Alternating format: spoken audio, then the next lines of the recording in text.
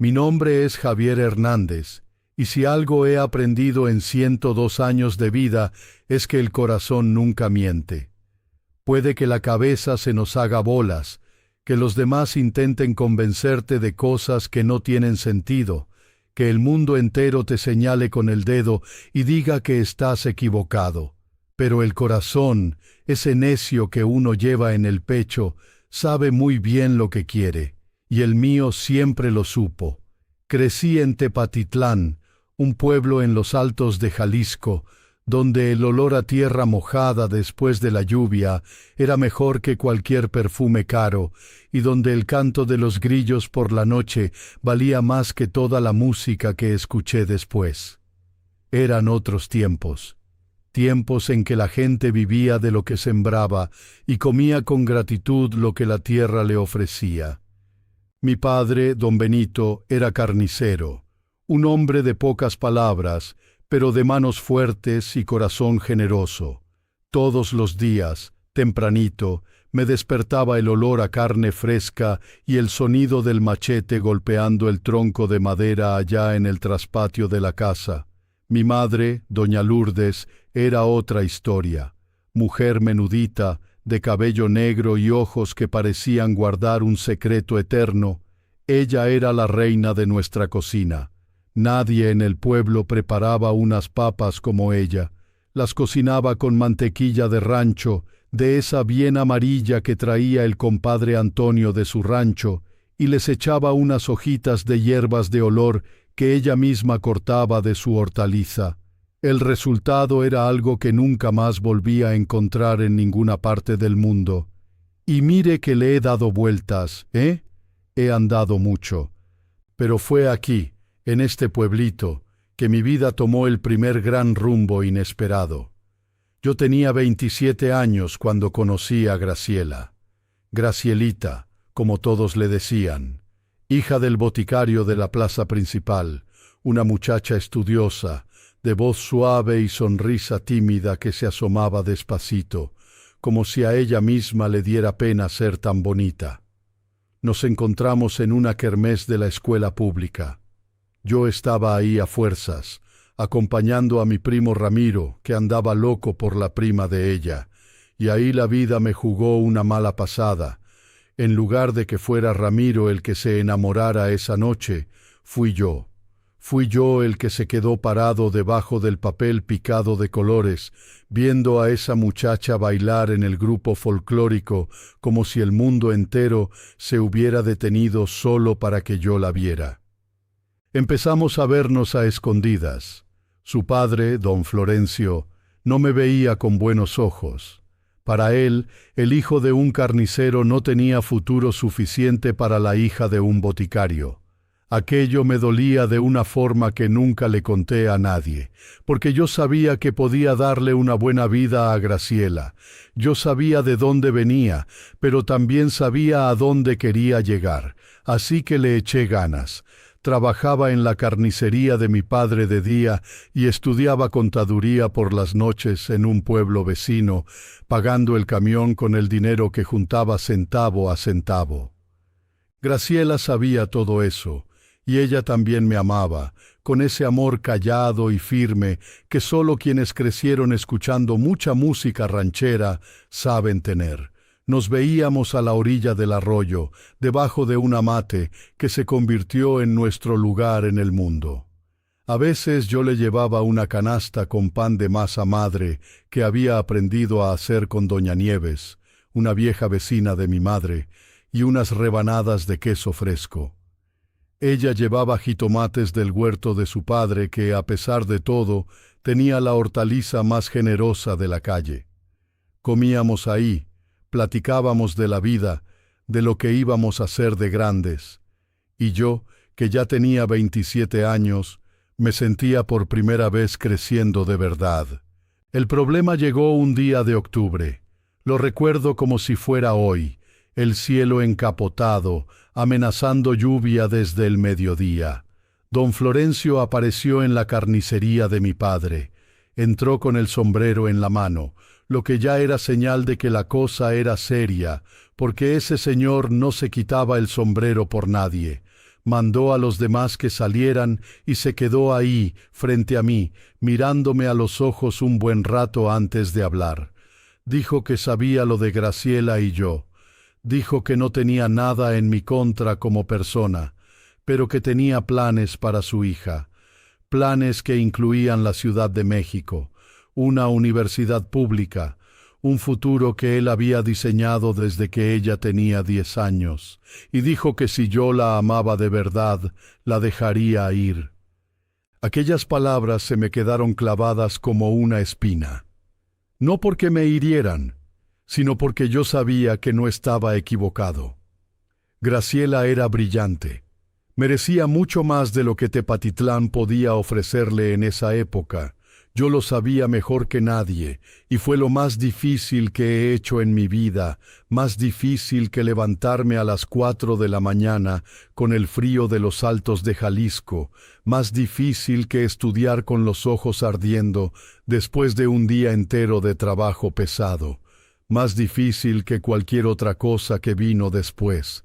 Esa tarde, debajo del amate, tomé las manos de Graciela y le dije que necesitábamos un tiempo, que el mundo la estaba llamando, y que yo no tenía derecho a ser el ancla que la detuviera. Ella lloró, yo también lloré, pero más tarde, solo, en el cuartito de la casa de mis padres, con la cara hundida en la almohada para que nadie me oyera. Porque un hombre de Jalisco llora, claro que sí, pero llora en silencio. Los años que siguieron fueron de un esfuerzo silencioso. Abrí mi propio despacho de contadores en Tepatitlán. Prosperó. Me casé con Concepción, una mujer de Arandas, fuerte, alegre, a la que le gustaba cocinar con aceite de oliva, que había aprendido a usar después de un viaje con su familia a España. Fue ella quien me enseñó que la grasa buena no era el enemigo, que el secreto estaba en la calidad y en el placer. Tuvimos 3 hijos, muchos nietos y una vida que no cambiaría por nada. Pero la vida, esa tiene una memoria muy larga. Y ciertos nombres, ciertas voces, ciertas sonrisas no se van del corazón por más que pasen los años. Yo tenía 98 años cuando sonó el teléfono una mañana de lunes. Era mi hija menor, Teresa, que llamaba desde Guadalajara con una noticia que no esperaba. Graciela había vuelto a Tepatitlán. Después de décadas viviendo en la Ciudad de México, había decidido pasar sus últimos años cerca de sus raíces, y quería verme. Me quedé parado con el teléfono en la mano un buen rato, mirando por la ventana hacia la hortaliza que hasta hoy mantenía bien cuidada, con jitomates, ajo y hierbas de olor, tal como mi madre siempre me enseñó. El corazón, ese necio de siempre, dio un brinco que juré que ya no daba desde hacía mucho tiempo. Fui a la cocina, calenté agua en el fogón de leña que todavía era mi orgullo, preparé una taza de té verde, esa costumbre que traje de un viaje a Japón en los años 70, cuando fui de negocios a representar a una cooperativa de agricultores de los Altos de Jalisco.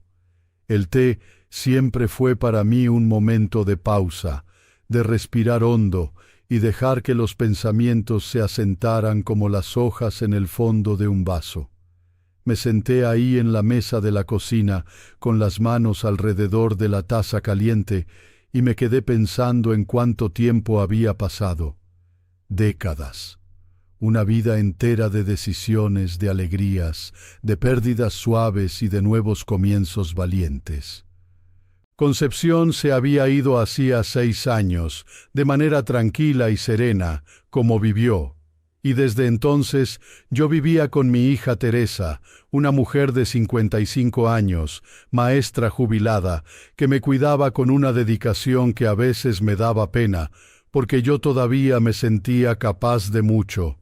Subía la pendiente de la calle todas las mañanas, cuidaba la hortaliza, hacía mi pan de masa madre con mis propias manos, esas manos que ya habían sabido pesar carne, firmar documentos contables y sostener bebés recién nacidos con un cuidado que ninguna palabra puede describir bien. Cuando le conté a Teresa sobre la llamada sobre Graciela, se quedó callada un segundo. Luego sonrió de esa manera suya, una sonrisa medio de lado que parecía la mezcla de mi forma de sonreír con la de Concepción. Dijo que era bueno que fuera, que le hacía bien al corazón tener conversaciones que se quedaron a medias décadas atrás. No supe si estaba de acuerdo o si tenía miedo. Probablemente eran las dos cosas al mismo tiempo. A veces la vida te devuelve aquello a lo que renunciaste con amor, solo que no te avisa con anticipación qué va a pasar cuando llegue. Si esta historia te interesó, no te olvides de suscribirte a nuestro canal y dinos desde qué ciudad nos estás viendo. Continuamos. Te prometo que esta será la mejor historia que vas a escuchar en tu vida. Era un martes por la mañana cuando la vi por primera vez después de tantos años.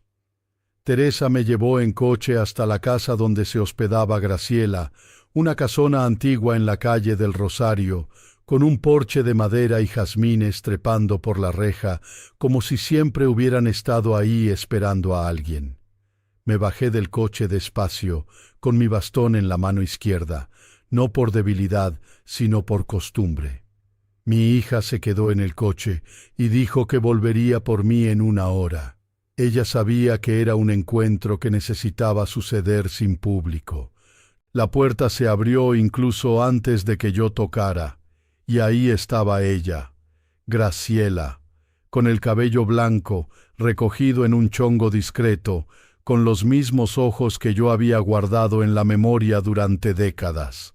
Los años habían pasado por ella como pasan por todos, pero había algo en la forma en que me miró que era exactamente igual al de la muchacha de 25 años debajo de la mate. Esa sonrisa que llegaba despacito, como si todavía le diera pena ser tanto. Entramos al porche. Había preparado café de olla, colado en talega de tela, como en las casas de antes. Había gorditas de nata en una canastita y un tazón con jitomates del huerto, frescos, rojos, oliendo a hortaliza. Me senté ahí.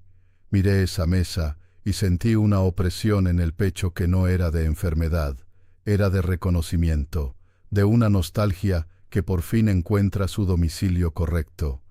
La plática empezó despacio, con la cautela de quien sabe que el tiempo ha pasado, pero que aún no está seguro de cómo hablar de ello.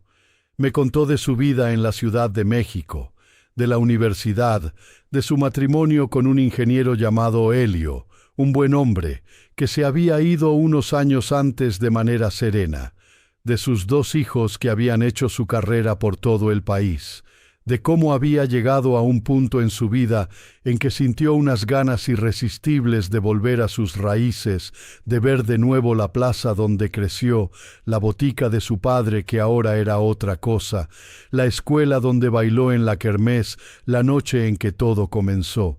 Yo escuché todo con calma, bebiendo el café a sorbos lentos, sintiendo el aroma del jazmín en la brisa de la mañana, y cuando terminó de hablar, me miró con esos ojos que aún guardaban el mismo secreto de siempre y dijo que había algo que necesitaba contarme, algo que llevaba cargando 75 años.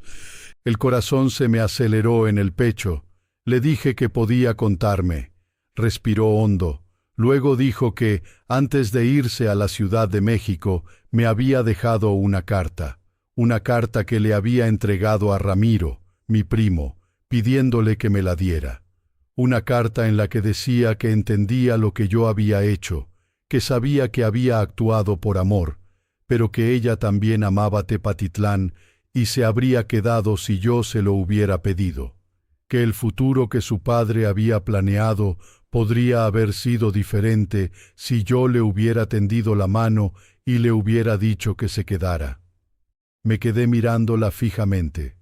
La taza de café estaba en mi mano y ni siquiera me di cuenta de que la estaba apretando demasiado. Yo nunca recibí esa carta. El silencio que cayó entre nosotros fue de esos que pesan como aguacero de invierno en Jalisco. Le pregunté si estaba segura.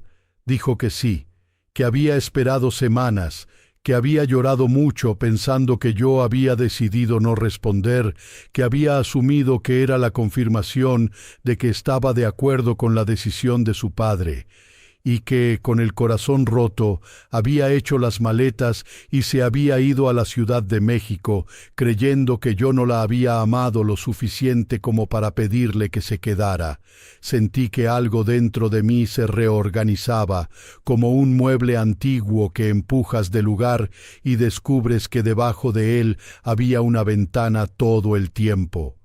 Ramiro se había guardado esa carta, por envidia, por rencor, por alguna razón que nunca entendería del todo. Mi primo se había quedado con la carta y nunca me la había dado. Ramiro había fallecido muchos años atrás, llevándose consigo ese secreto que había moldeado 2 vidas enteras sin que ninguno de los dos lo supiera. Me quedé ahí sentado en el porche, con los jitomates rojos en la mesa, con el olor a café y a jazmín en el aire, y dejé que todo aquello me atravesara despacito. Graciela me miraba con los ojos húmedos, pero con una serenidad que me pareció fruto de muchos años de reflexión y paz interior. Dijo que no me lo había contado para abrir una herida o para rehacer el pasado. Me lo había contado porque quería que yo supiera que había sido amado de verdad, que esa muchacha de 25 años debajo del amate me había amado con toda la fuerza que tenía, y que eso, independientemente de todo lo que vino después, era verdad. Dejé el bastón recargado en la silla y le tomé la mano, una mano de mujer de 98 años, con las marcas de una vida larga y vivida con intensidad. Le dije que yo también la había amado, que nunca había dejado de amarla, de una manera serena y guardada, como se guarda un recuerdo bonito que sabes que ya no puedes tocar, pero que no quieres perder. Que Concepción había sido mi hogar, mi compañera, mi vida, pero que el amor que sentí por ella, por Graciela en aquella época, había sido el primer destello de quién era yo capaz de ser. Nos quedamos así un rato, de la mano, en silencio, mirando hacia el patio donde un colibrí se posó un instante en una flor de Jamaica y luego se fue como si hubiera cumplido su misión. Cuando Teresa volvió por mí, nos encontró todavía en el porche, tomándonos el segundo café, platicando de recetas, de hortalizas, del poder del ajo y del buen aceite, de las cosas sencillas que sostienen una vida larga, de todo aquello que uno aprende cuando decide que va a vivir sin miedo y con gusto. Mi hija se quedó parada en la entrada del porche un segundo, me miró a Graciela y sonrió de esa manera suya. Luego entró, jaló una silla, pidió un café y se quedó ahí con nosotros como si siempre hubiera sido parte de ese encuentro.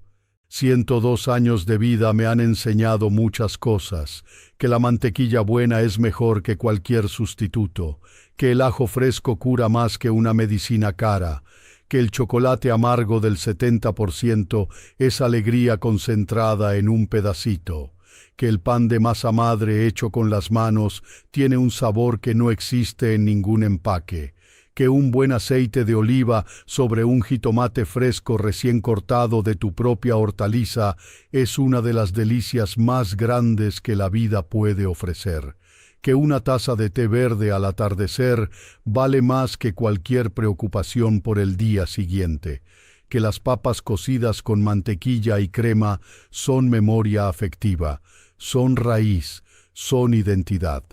Pero la lección más importante de todas, esa que solo aprendí en aquel porche con jazmines en Tepatitlán, es que la verdad tiene su propio tiempo, y cuando llega, aunque sea tarde, todavía es capaz de hacer que el corazón de un hombre de 102 años dé un brinco como si tuviera 27. Y eso, mi gente, vale más que cualquier receta para la longevidad que alguien les pueda dar.